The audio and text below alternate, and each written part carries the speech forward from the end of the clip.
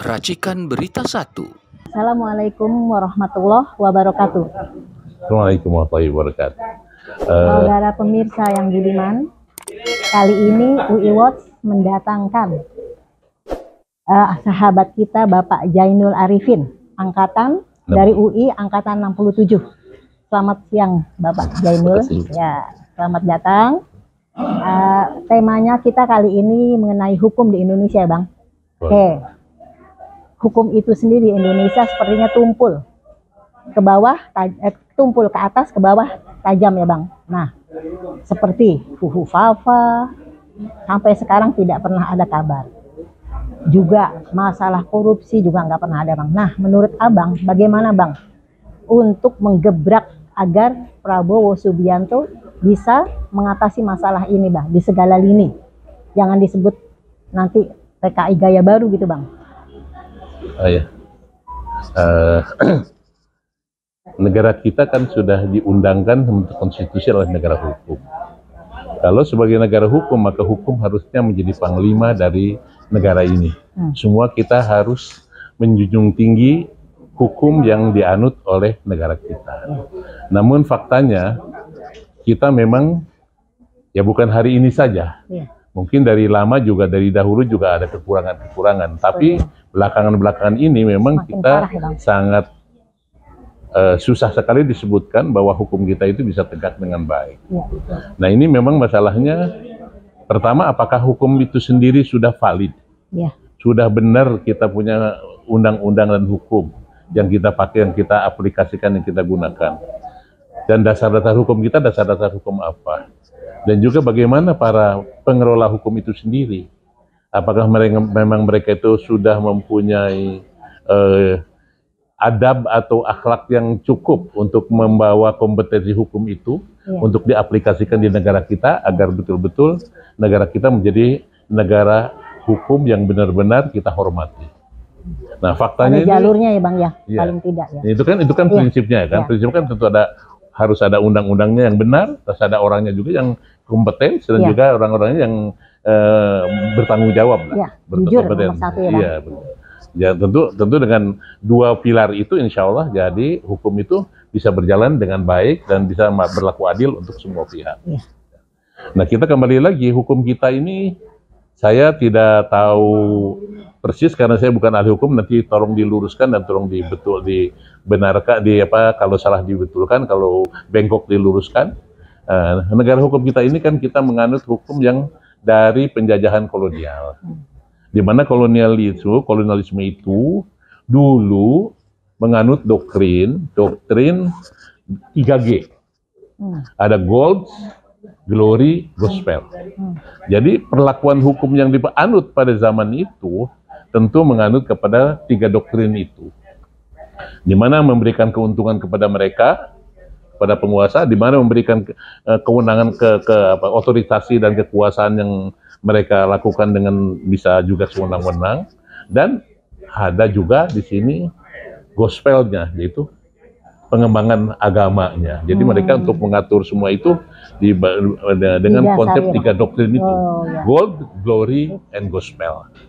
Nah itu barangkali karena dasarnya seperti itu, kita harus hati-hati juga dengan hukum-hukum yang memang walaupun itu memang eks-kolonial dan kita bisa pilih-pilih, tapi barangkali kita harus berpikir juga, apakah ada hukum lain yang juga bisa kita anut, yang bisa kita juga jadikan referensi dan valid untuk itu, dan sudah berlaku baik di dunia, di dalam sejarah, dalam sepanjang kurun waktu yang cukup panjang, yang cukup bisa kita jadikan referensi yang valid lah.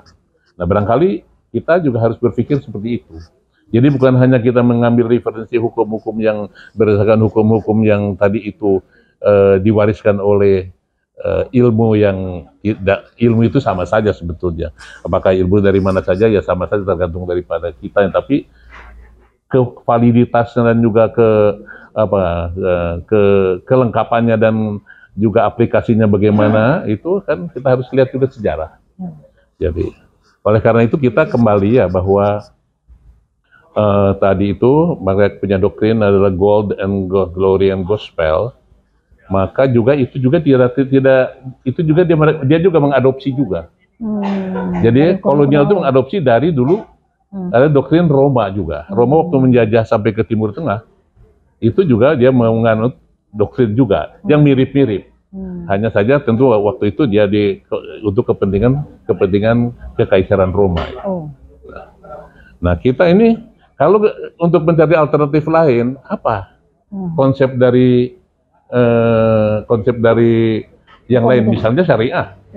Syariah itu apa? Doktrin dasarnya. Doktrin dasarnya adalah pembebasan, itu futuhat.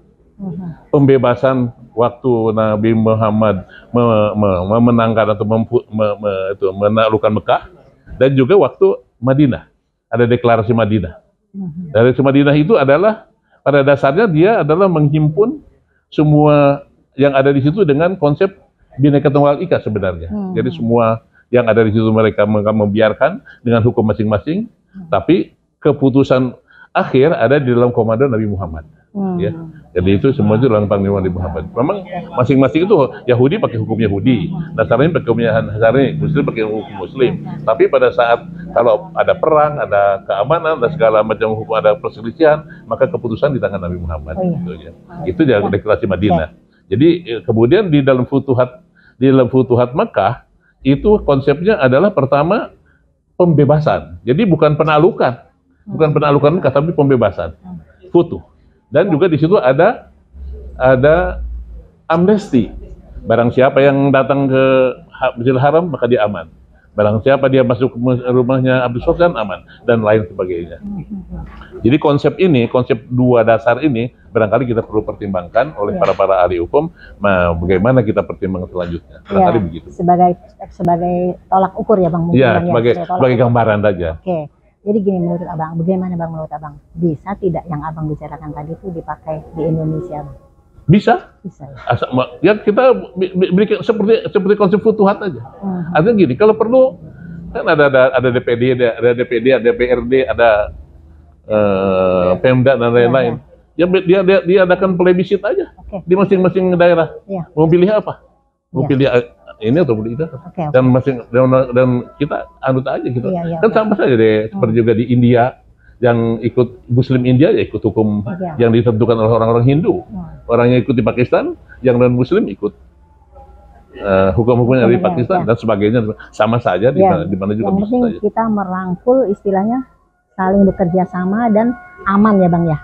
Ya, yang penting begini Bu, yang penting kita itu hukum itu bisa tegak dan dianut dan ditapatuhi oleh sebuah pihak, baik oleh penguasa maupun oleh masyarakat. Jadi bukan masing-masing dan kemudian betul Bang. Jangan tumpul ke bawah, tumpul ke atas, tajam ke bawah ya Bang. Ya itulah hukum di Indonesia banyak seperti benar, itu Bang. Setuju lah. Konsepnya kan artinya hukum itu untuk apa? Untuk ketertiban semuanya. Iya betul Bang. Jadi harapan saya sebagai warga Indonesia, saya berkeinginan Pak Prabowo bisa harapan bangsa Indonesia menata kembali hukum. Iya betul seperti itu Bang. Supaya jadi lebih baik. Terima kasih. Terima kasih Bang Jainul Arifin untuk penjelasannya, sangat bermanfaat.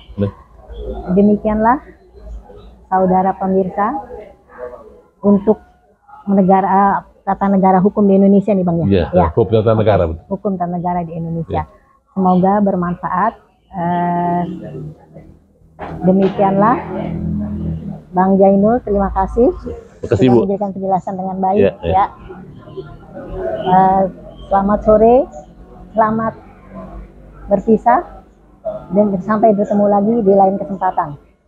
UI Watch, Probitas Prioritas Justisia.